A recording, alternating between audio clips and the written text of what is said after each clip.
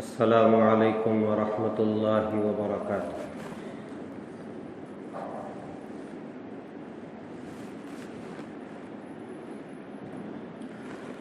الحمد للہ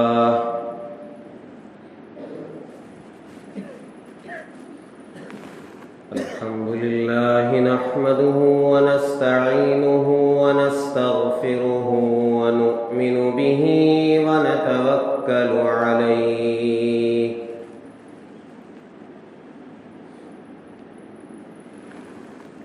ونعوذ باللہ من شرور انفسنا ومن سیئات اعمالنا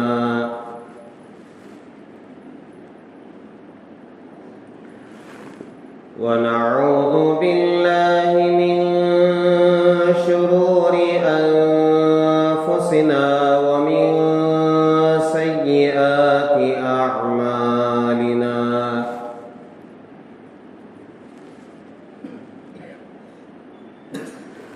من يهده الله فلا مضل له ومن يضلله فلا هادي له ونشهد أن لا إله إلا الله وحده لا شريك له ونشهد أن سيدنا ونبينا ومولانا محمدا عبده ورسوله الذي أرسل بالحق بشيرا ونذيرا وداعيا إلى الله بإذنه وسراجا منيرا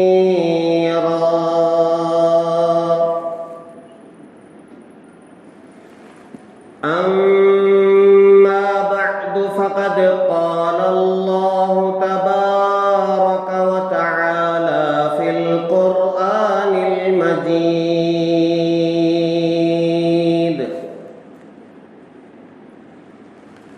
أعوذ بالله من الشيطان الرجيم بسم الله الرحمن الرحيم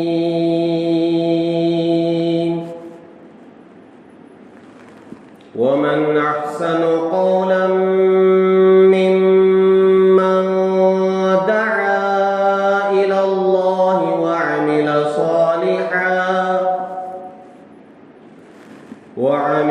صالحا وقال إنني من المسلمين.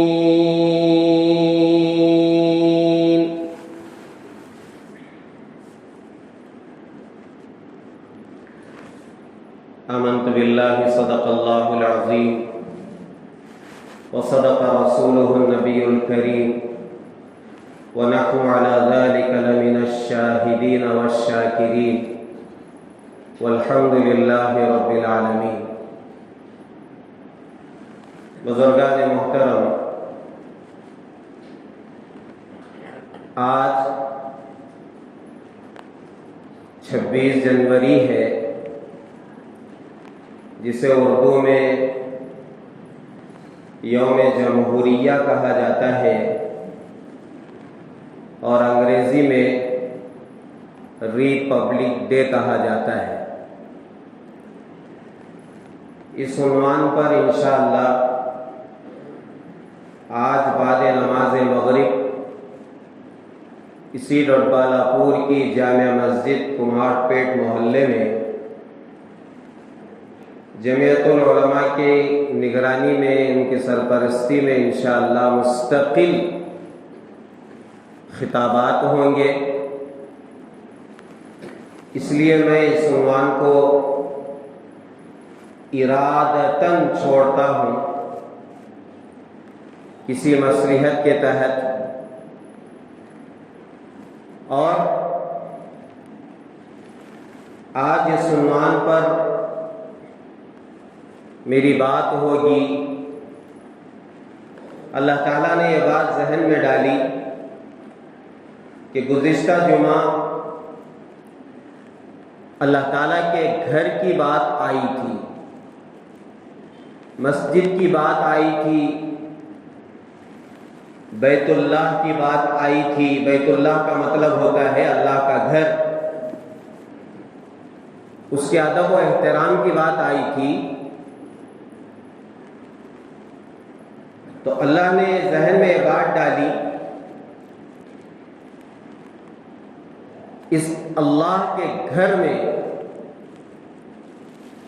جو ایک عظیم دعوت اللہ تعالیٰ کی طرف سے پیش کی جاتی ہے، جو بلاوا روزانہ 5 مرتبہ اللہ تعالیٰ کی طرف سے ہوتا ہے،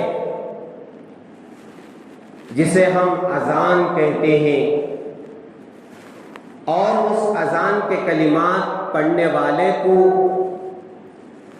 ہم مؤذن کہتے ہیں۔ یہ اذان کیا ہے اور کیوں کہلائی جاتی ہے، اور یہ کب شروع ہوئی ہے، اور اس کے اذان کے کیا فضائل ہیں اور مؤذن کے کیا فضائل ہیں،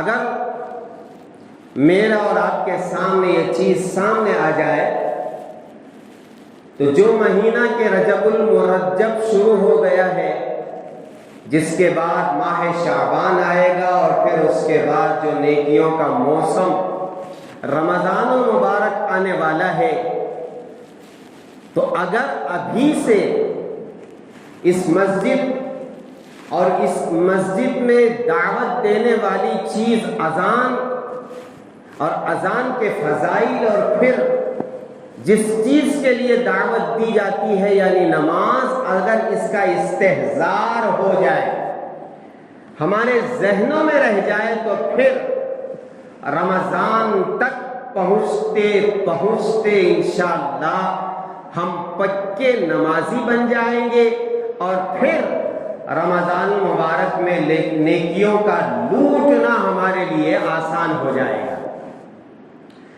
آئیے سب سے پہلے یہ جو اذان ہے، یہ اللہ تعالیٰ کی طرف سے دعوت ہے، یعنی اللہ تعالیٰ بلا رہے ہیں، اور اللہ تعالیٰ کی دعوت اس سے بڑھ کر کوئی دعوت نہیں۔ چنانچہ اللہ تعالیٰ نے فرمایا، وَمَنْ أَحْسَنُ قَوْلًا مِّمَّنْ دَعَا إِلَى اللَّهِ وَعَمِلَ صَالِحًا وَقَالَ إِنَّنِي مِنَ الْمُسْلِمِينَ۔ اس سے بہتر بات کس کی ہو سکتی ہے جو اللہ تعالیٰ کی طرف بلائے؟ سب سے بہترین بات دعوت الی اللہ، یعنی اللہ کی طرف بلانا۔ یہ اذان کے ذریعے سے اللہ تعالیٰ کی طرف بلایا جاتا ہے، تو یہ بہترین بات ہے، بہترین قول ہے، اس سے بہتر بات نہیں ہو سکتی۔ فرمایا اذان کے لغوی معنی کیا ہے؟ ڈکشنری میں اس کا معنی یہ ہے کہ اعلان کرنا، اناؤنسمنٹ، اعلان۔ لیکن اصطلاح میں چند مخصوص کلمات کا نام ہے جن کے ذریعے سے نماز کو بلایا جاتا ہے، اور وہ سب آپ کو معلوم ہے۔ الحمدللہ ثم الحمدللہ، اللہ تبارک و تعالیٰ نے پوری کائنات میں اذان کا ایسا نظام بنایا ہے کہ 24 گھنٹے جو عمل کے ہو رہا ہے وہ اذان ہے۔ ایک سائنسدان نے ایک ایسا آلہ بنایا، ایسی مشین بنائی، وہ یہ چاہتا تھا کہ میں پوری دنیا کی آواز بیک وقت سنوں، تو جب وہ آلہ تیار ہوا، مشن تیار ہوئی، تو جب وہ اس آلے کے ذریعے سے دنیا کی آوازیں سننے لگا تو اللہ کی شان، بس اذان کی آواز اس کے کان میں گونج رہی ہے، ایک اذان ہوتی ہے ختم ہوتی ہے، دوسری اذان شروع ہوتی ہے ختم ہوتی ہے، تیسری اذان شروع ہوتی ہے ختم ہوتی ہے۔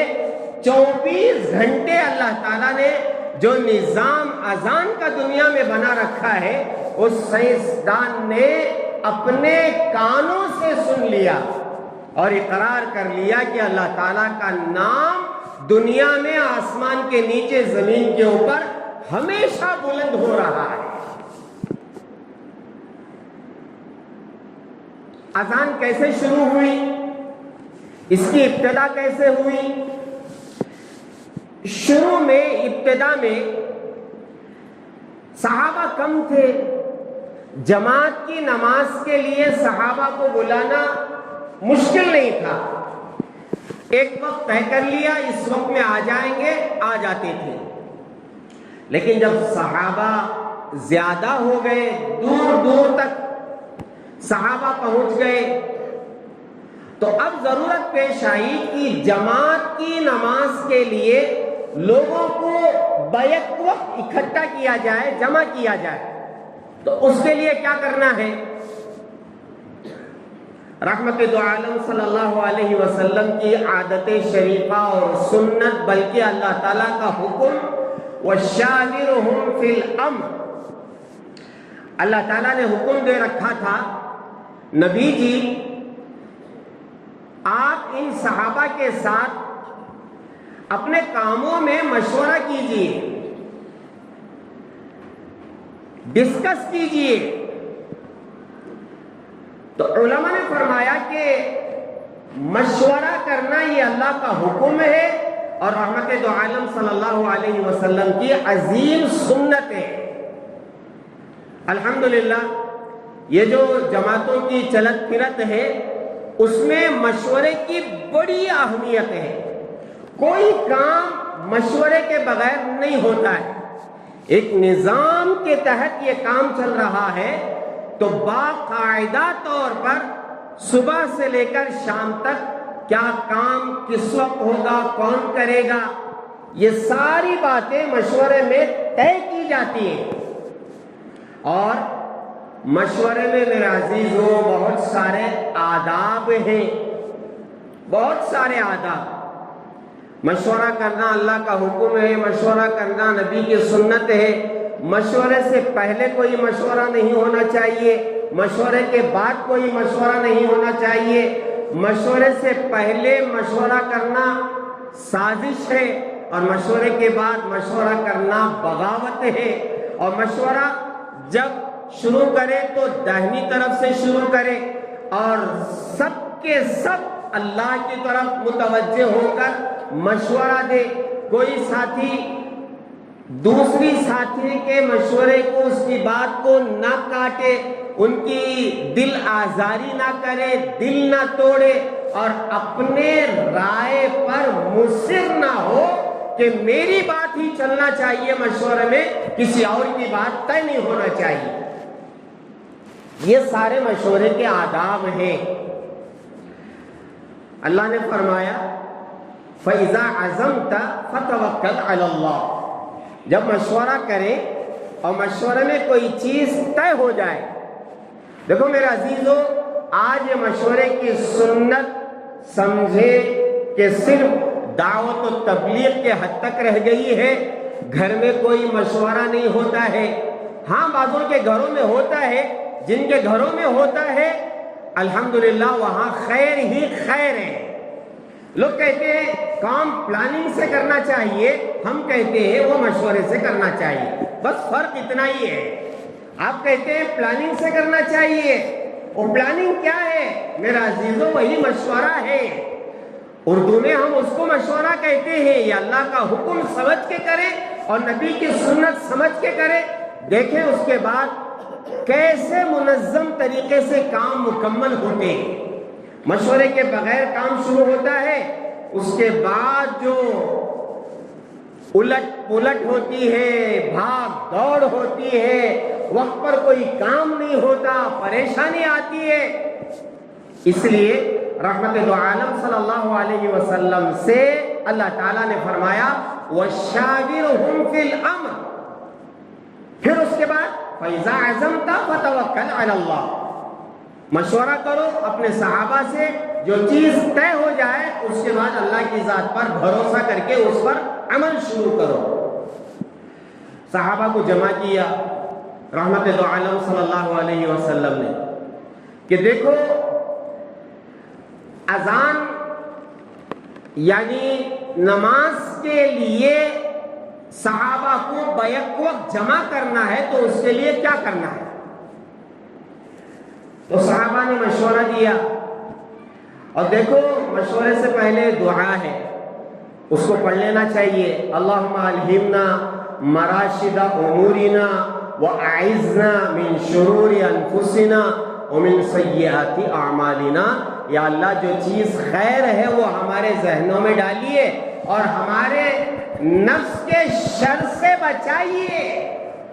کہیں ایسا نہ ہو کہ میرا نفس سامنے آ گیا اور پھر میں کوئی ایسی رائے دے بیٹھا جس کی وجہ سے بجائے خیر کے شر پھیل گیا۔ اللہ ایسا نہ ہو، پوری توجہ اللہ کی طرف۔ تو صحابہ بیٹھے اور پھر اس کے بعد پوری توجہ اللہ کی طرف ہے، ہر صحابی کی توجہ اللہ کی طرف۔ صحابہ سے پوچھنا شروع کیا، اب جو ذہن میں آیا صحابہ کے، ایک صحابی نے کہا کہ اللہ کے رسول ایسا کریں گے، نماز سے کچھ دیر پہلے ایک جھنڈا لہرائیں گے، ایک جھنڈا لہرائیں گے جس کو دیکھ کر کے صحابہ سمجھ جائیں گے کہ جماعت کا وقت قریب آ گیا ہے اور جمع ہو جائیں گے۔ رحمت دو عالم صلی اللہ علیہ وسلم کو یہ رائے پسند نہیں آئی۔ ٹھیک ہے، آپ کی رائے آپ بتائیے۔ ایک صحابی نے کہا کہ اللہ کے رسول ایک نرسنگھا بنائیں گے، کا مطلب یہ ہے ایک سور جیسے وہ سینگ جیسا ہوتا ہے اور اس میں پھونکتے ہیں، جس کو چھوٹا سا سور بھی کہا جاتا ہے۔ اب اس میں آواز لگائیں گے تو آواز اونچی آواز سنائی دے گی، صحابہ سنیں گے، جمع ہو جائیں گے۔ اللہ کے رسول علیہ السلام کو یہ بات پسند نہیں آئی، اس لیے پسند نہیں آئی کہ دیکھو یہ نرسنگھا پھونکنا یہ یہودیوں کا طریقہ ہے، آج بھی یہودی وہ نرسنگھا آواز لگاتی ہے۔ میں آپ کو درمیان میں ایک بات بتاتا ہوں، غور سے سنیں۔ اس وقت جس چیز کا انتظار ہے وہ ہے دجال۔ اس کے آنے کے لیے یہودی 24 گھنٹے، آپ یقین مانیں 24 گھنٹے ایک جگہ پر ان کے علماء جو ہیں وہ سارے کے سارے عجیب عجیب انداز میں یہ نرسنگھا یہ سور پھونک رہے ہیں اور پوری دنیا پر جادو کر رہے ہیں۔ پوری دنیا پر جادو کے ذریعے سے وہ کنٹرول کر رہے ہیں، ہر انسان کو جادو کرنے کی وہ کوشش کر رہے ہیں اور وہ نرسنگھا کا وہ استعمال کر رہے ہیں۔ تو اللہ کے رسول علیہ السلام نے فرمایا کہ یہ یہودیوں کا طریقہ ہے۔ پھر اس کے بعد کسی صحابی نے کہا کہ ٹھیک، ایک ناقوس بجائیں گے، گھنٹی، جیسے عیسائیوں کے یہاں گھنٹی بجاتے ہیں۔ چرچ میں آپ دیکھیں اتوار کے دن 9 بجے یا 8:30 بجے ان کے یہاں گھنٹی بجتی ہے، جو میرے گھر تک بھی سنائی دیتی ہے۔ تو یہ ہر اتوار وہ لوگ گھنٹی بجاتے ہیں، ناقوس بجاتے ہیں۔ اللہ کے رسول علیہ السلام نے فرمایا کہ یہ عیسائیوں کا طریقہ ہے، وہ یہودیوں کا طریقہ ہے، اور وہ جھنڈا لہرانا یہ ہمیں پسند نہیں ہے۔ سنو میرے پیارو، اللہ کے رسول علیہ السلام نے یہودیوں کے اور عیسائیوں کے طریقے کو اپنانا ناپسند کیا، اور آپ نے ایک حدیث میں فرمایا خالف المشرکین، کسی جگہ فرمایا خالف الیہود والنصارى۔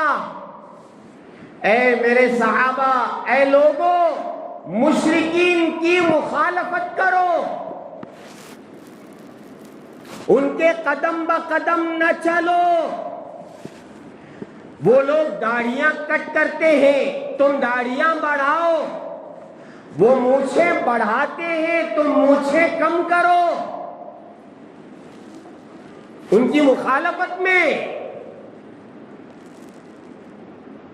اب یہاں ہو کیا رہا ہے؟ برابر مشرکین کی، یہود و نصارہ کی نقالی ہو رہی ہے، نقالی۔ وہ جو کرتے ہیں، ہمارے یہ نوجوان، اللہ ان کی حفاظت فرمائے، ان کے ایمان کی حفاظت فرمائے، ان کے اعمال کی حفاظت فرمائے۔ ان کے سامنے کون ہے؟ یہ ناچنے والے، تھرکنے والے، یہ ہالی ووڈ اور بالی ووڈ والے، یہی لوگ جو وہ کرتے ہیں، ہمارے نوجوان بس آنکھ بند کر کے پیچھے چل رہے ہیں۔ بالوں کا حال دیکھو کیسا ہے، کپڑوں کا حال دیکھو کیسا ہے، داڑھیوں کا حال دیکھو کیسا ہے۔ ہاں میرے عزیزو، اتنی شرم آتی ہے، اتنی شرم آتی ہے۔ دیندار گھرانوں کے بچوں کے بال، میں ان سے پوچھتا ہوں کہ یہ کیا بال بنائے ہیں؟ کہتے میرے ابو نے بنا دیا۔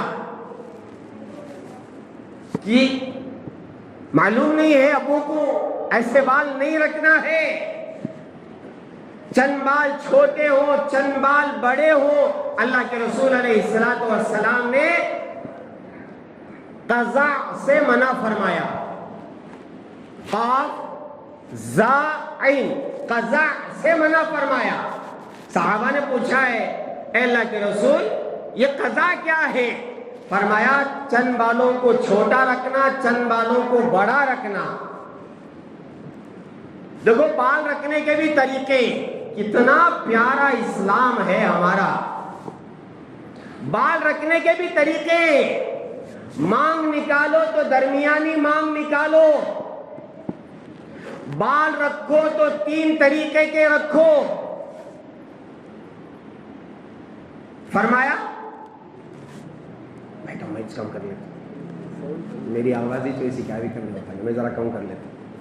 یہ جہاں بھی میں خطبہ دیتا ہوں، یہ میری مصیبت ہے کہ میری آواز بلند ہے۔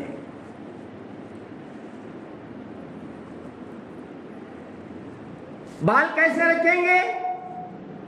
فرمایا بال اگر رکھنا ہے تو یا تو مکمل بال برابر رکھو، برابر ایسی کٹنگ کراؤ، مشین کراؤ یا حلق کراؤ، موٹا مارو، اس سے کیا ہوتے ہیں پورے بال برابر رہتے ہیں۔ یہ جو میرے بال ہیں آپ یقین مانیں اس میں کوئی چھوٹا بڑا نہیں ہے، اس لیے کہ میں حلق کراتا ہوں، اور جب حلق کراتا ہوں، موٹا مارتا ہوں، پورے بال برابر رہتے ہیں۔ یہاں جتنے بڑے بال ہیں یہاں بھی اتنے ہی ہے، پیچھے بھی اتنے ہی ہے، برابر رکھو، اس کی اجازت ہے۔ یا اگر آپ بال بڑھانا چاہتے ہیں تو اسے کہتے ہیں گردہ۔ گردے کی 3 قسمیں، وفرہ، لمہ، جمہ۔ کیا مطلب؟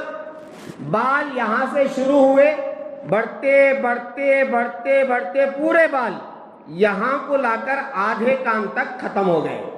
پورے بال یہاں سے شروع ہوئے، پیشانی سے پورے بال آ کر کے آدھے کان تک ختم ہوں گے، یہ ہے وفرہ۔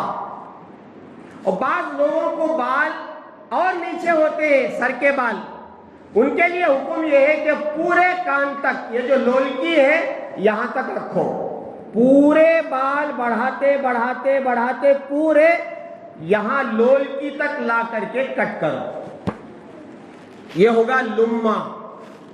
اور پھر فرمایا اور بھی بعض لوگوں کے بال گردن تک ہوتے ہیں، قدرتی بال، ان کے لیے حکم یہ ہے کہ آپ بڑھانا چاہتے ہیں تو پوری گردن، حضرت حسین رضی اللہ تعالیٰ عنہ یا حضرت حسن رضی اللہ تعالیٰ عنہ کے بال مونڈھوں تک رہتے تھے۔ الحمدللہ میری بھی ایک کسی عمر میں یہاں تک بال رکھا تھا جو مونڈھوں تک لگتے تھے۔ یہ ہے جمہ، وفرہ، لمہ اور جمہ۔ یہ جو بال کٹ کر اچھا وہ رکھنے کے بعد اس کی نگرانی کرنا، کیا نگرانی کرنا؟ باقاعدہ طور پر اسے تیل لگانا، اور اگر مانگ نکالنا ہے تو درمیانی مانگ نکالنا، یہ سارے بال کے آداب ہیں۔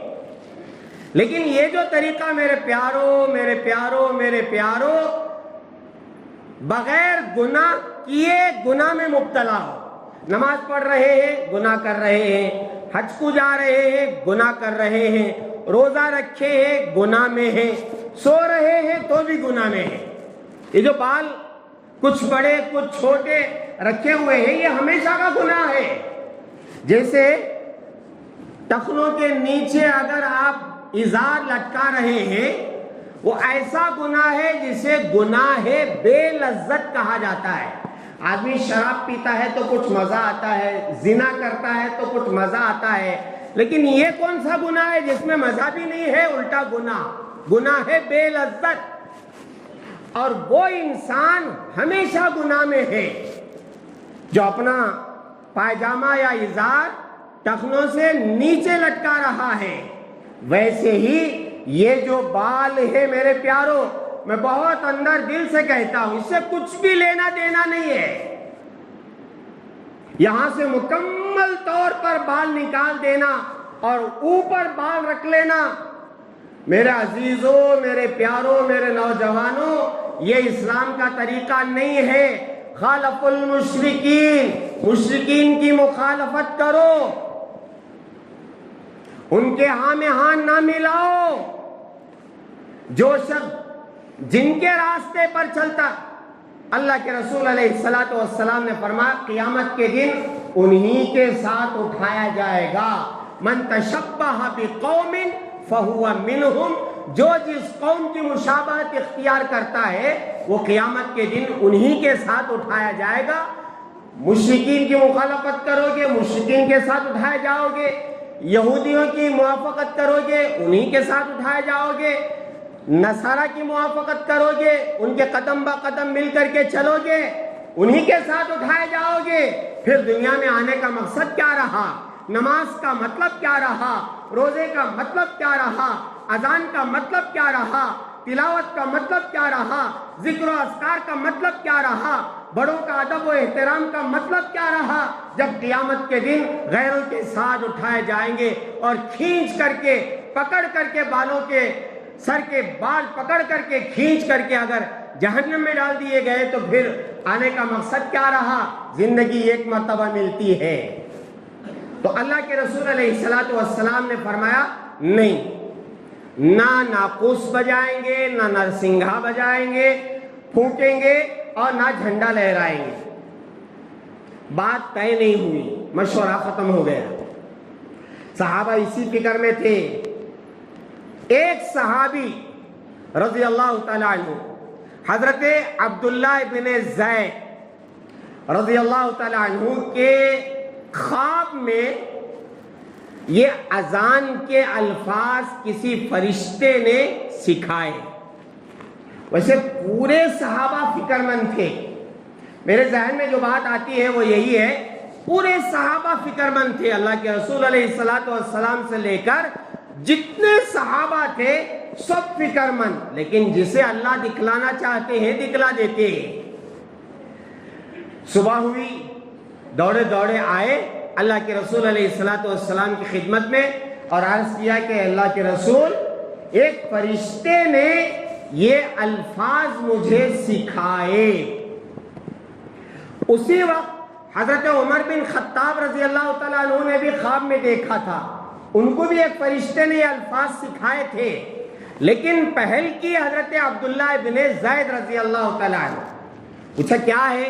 فرمایا یہ الفاظ ہیں: اللہ اکبر اللہ اکبر اللہ اکبر اللہ اکبر، اشہد ان لا الہ الا اللہ، اشہد ان لا الہ الا اللہ، اشہد ان محمد رسول اللہ، اشہد ان محمد رسول اللہ، حی علی الصلاۃ، حی علی الصلاۃ، حی علی الفلاح، حی علی الفلاح، اللہ اکبر لا الہ الا اللہ. اللہ کے رسول علیہ الصلاۃ والسلام نے حضرت بلال رضی اللہ تعالیٰ عنہ کو بلایا اور بلا کر کے فرمایا کہ بلال، جیسے عبداللہ ابن زید کہیں انہی الفاظ کو تم دوہراتے جاؤ. چنانچہ حضرت بلال رضی اللہ تعالیٰ عنہ حضرت عبداللہ ابن زید رضی اللہ تعالیٰ عنہ جیسے جیسے بتاتے تھے ویسے ویسے وہ اذان پڑھتے جاتے تھے بلند آواز کے ساتھ. تو یہاں سے اذان کی ابتدا ہوئی. حضرت عمر بن خطاب رضی اللہ تعالیٰ عنہ اس واقعے کے 20 دن کے بعد رحمت دو عالم صلی اللہ علیہ وسلم سے فرمایا: اے اللہ کے رسول، یہ الفاظ میں نے اسی دن خواب میں دیکھے اور سنے اور مجھے بھی ایک فرشتے نے سکھایا. تو اللہ کے رسول علیہ السلام نے پوچھا کہ عمر پھر بتائے کیوں نہیں؟ تو حضرت عمر بن خطاب رضی اللہ تعالیٰ عنہ نے عرض کیا کہ اے اللہ کے رسول، عبداللہ ابن زید اس کا تذکرہ کر چکے تھے، پھر ان کے کہنے کے بعد میں کہنا مجھے شرم آ رہی تھی، کہیں ایسا نہ ہو کہ ان کی بات عظمت والی، تو میں بھی بڑا آدمی ہوں، مجھے بھی سکھایا گیا ہے، مجھے بھی بتایا گیا ہے، ایسی بات نہ ہو جائے، اس لیے میں شرما رہا تھا. چلو جو چیز میں نے دیکھی ہے وہی چیز عبداللہ ابن زید نے بھی دیکھی ہے، تو چلو کام بڑھتا رہے. یہ ادب و احترام ہے صحابہ کا. تو یہاں سے اذان شروع ہوئی. اب یہ فجر میں الصلاۃ خیر من النوم کہاں سے آ گیا؟ یہ بات بھی میں عرض کر کے اپنی بات ختم کرتا ہوں.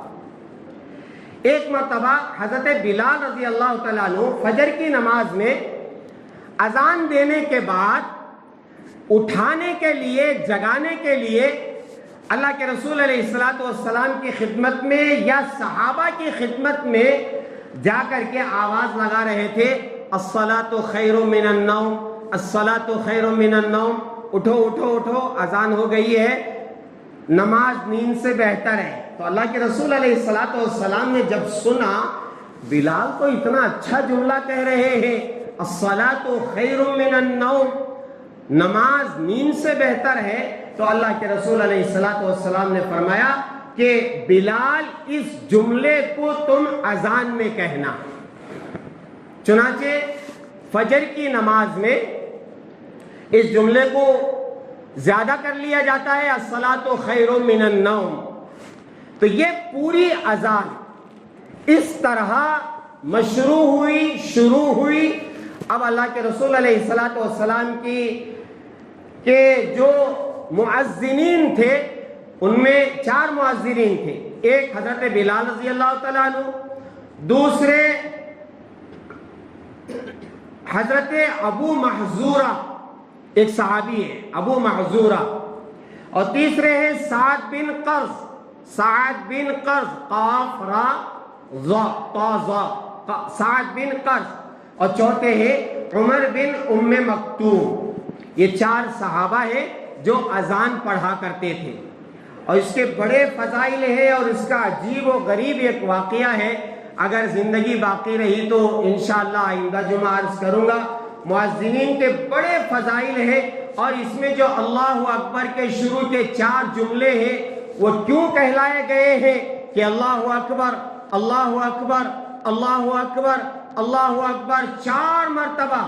ایک بات سن لیں، اذان اللہ کی عظمت کو بیان کرنے کے لیے پڑھی جاتی ہے، اذان بولی جاتی ہے جس میں اللہ کی عظمت بلند ہوتی ہے. اللہ کی عظمت کو بلند کرنے کے لیے اور اسے بیان کرنے کے لیے یہ الفاظ پڑھے جاتے ہیں، اس کے بڑے فضائل ہیں۔ انشاءاللہ زندگی باقی رہی تو عرض کروں گا۔ دعا فرمائیں کہ اللہ تبارک و تعالی ہم میں سے ہر ایک کو اذان پڑھنے کا شوق عطا فرمائے۔ میں امید کرتا ہوں کہ یہ اذان کے الفاظ سب کو یاد ہوں گے۔ کسے یاد نہیں ہے ہاتھ اٹھائیں۔ الحمدللہ، اللہ کو حاضر و ناظر سمجھ کر کے آپ نے ہاتھ نہیں اٹھایا، آپ کو یاد ہے، بڑی بڑی اہمیت ہے۔ ایک کام آپ کر لیں، اذان تو سب نہیں دے سکتے، ایک ہی آدمی دے سکتا ہے۔ اللہ کے رسول علیہ الصلوۃ والسلام نے فرمایا جب مؤذن اذان پڑھنا شروع کرے اس کے جواب میں تم بھی اللہ اکبر کے جواب میں اللہ اکبر کہو، پھر اللہ اکبر کے جواب میں تم بھی اللہ اکبر کہو، اشہد ان لا الہ الا اللہ کے جواب میں تم بھی اشہد ان لا الہ الا اللہ کہو، حی علی الصلاۃ اور حی علی الفلاح کے جواب میں لا حول ولا قوت الا باللہ کہو، پھر اس کے بعد درود پڑھ کر کے اذان کے بعد کی دعا پڑھو، اللہم صلی علی سیدنا محمد وعلی آل سیدنا محمد وبارک وسلم، اللہم رب هذه الدعوة التامة والصلاة القائمة آت محمدا الوسیلة والفضیلة وابعثه مقاما محمودا الذي وعدته انك لا تخلف الميعاد۔ احادیث میں انک لا تخلف المیعاد نہیں ہے، اور بعضوں میں دعاؤں میں یہ جملہ ہے، ٹھیک ہے، یہاں تک پڑھنے کی اجازت ہے۔ اس کے علاوہ والدرجۃ الرفیعۃ اور پھر پتہ نہیں اور کیا کیا جملے ہیں، وہ اذان کے بعد کی دعا میں احادیث میں نہیں ہے۔ اس لیے میں سنا دیا کہ یہ جو الفاظ ہیں، ان الفاظ کے ساتھ جو شخص اذان کا جواب دے گا، پھر اس کے بعد اصل اذان کا جواب وہ نماز ہے، نماز پڑھنا ہے۔ اللہ کے رسول علیہ الصلوۃ والسلام نے فرمایا جو شخص اذان کا جواب دے پھر اس کے بعد میرے اوپر درود پڑھ کر کے میرے لیے وسیلہ اور مقام محمود مانگے، فرمایا اس کے لیے میری شفاعت واجب ہے۔ اور ایک جملہ سن لو، میں عرض کر کے بات ختم کرتا ہوں۔ فرمایا جو شخص یہ چاہے میری موت ایمان پر ہو، جو شخص، اور کون نہیں چاہتا، یہاں بیٹھے ہوئے جتنے لوگ ہیں یہی چاہتے ہیں میری موت ایمان پر ہو، فرمایا جو شخص یہ چاہتا ہے کہ میری موت ایمان پر ہو تو وہ پھر اذان کا جواب دے۔ تو اس کا مطلب کیا ہے؟ جو شخص اذان کا احترام نہیں کرے گا، بہت ڈر ہے کہ کہیں موت کے وقت ایمان چھن نہ جائے۔ اذان کا بڑا احترام ہونا چاہیے۔ واقعات بھی بہت ہیں، فضائل بھی بہت ہیں، انشاءاللہ زندگی باقی رہی تو عرض کروں گا۔ اللہ تبارک و تعالیٰ سے دعا فرمائیں اللہ تعالیٰ ہم تمام کو 5 وقت کی نماز تکبیر اولیٰ کے ساتھ پڑھنے کی توفیق عطا فرمائے۔ الحمدللہ رجب شروع ہو گیا ہے، اب نیکیوں کا سیزن آنے والا ہے، ابھی سے مسجدوں کو آباد کرنا شروع کریں اور اپنی زندگی بنانے کی پوری کوشش کریں اور اللہ سے برابر مانگتے رہیں۔ اللہ تعالی ہمیں عمل کی توفیق عطا فرمائے۔ وآخر دعوانا ان الحمدللہ رب العالمین۔